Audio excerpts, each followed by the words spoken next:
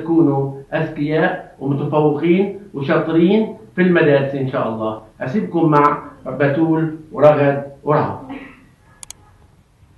مرحبا، كيفكم؟ إن شاء الله تكونوا بخير وانتم عم تشاهدونا اليوم. واليوم الفيديو راح يكون 8 نصائح لتكونوا طلاب شاطرين ومن الأوائل. وخلينا نبلش.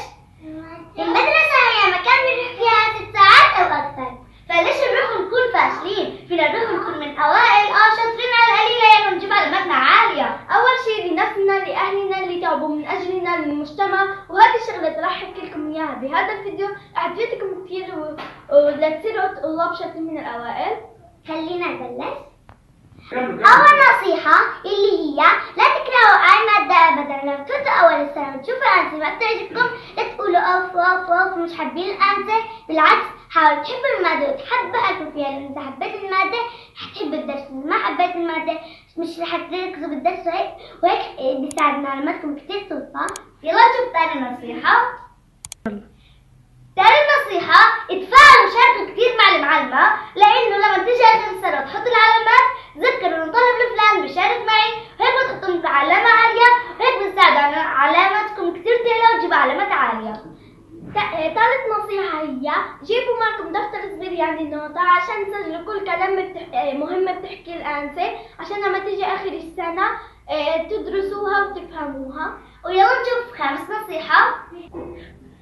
رابع نصيحة، انتوا عارفين انه اهم اشي للدراسة هي الذاكرة، فيها 3 بتساعد على تقوية الذاكرة مثل المكسرات، الزبيب، التمر، تمرة واحدة عادية ما بتأذيكم. انا حابة احكي لكم عنها لانه انا جربتها.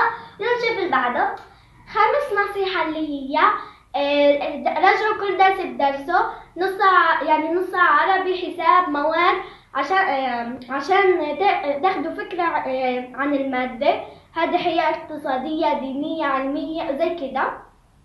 وسادس نصيحة اللي هي ابتعدوا عن اللهيات اللي بتلهيكم مثل التلفاز، الجوالات، الكمبيوتر.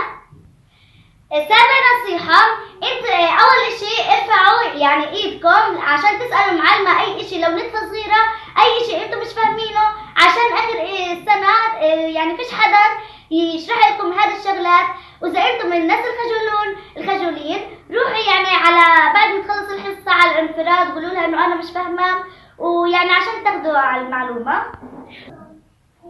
تعمل النصيحة اللي هي الأخيرة، تجنبوا أصدقاء السوء وداعيات الكسل والإهمال.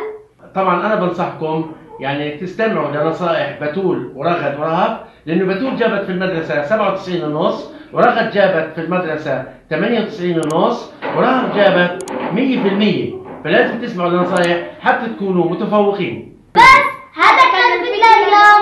أتمنى أن تشتركوا في قناة دكتور محمد البشالي، وأن تشتركوا في قناتنا بتول أند رغد تي في. رابط القناة موجود تحت في صندوق الوصف. روحوا اشتركوا فيه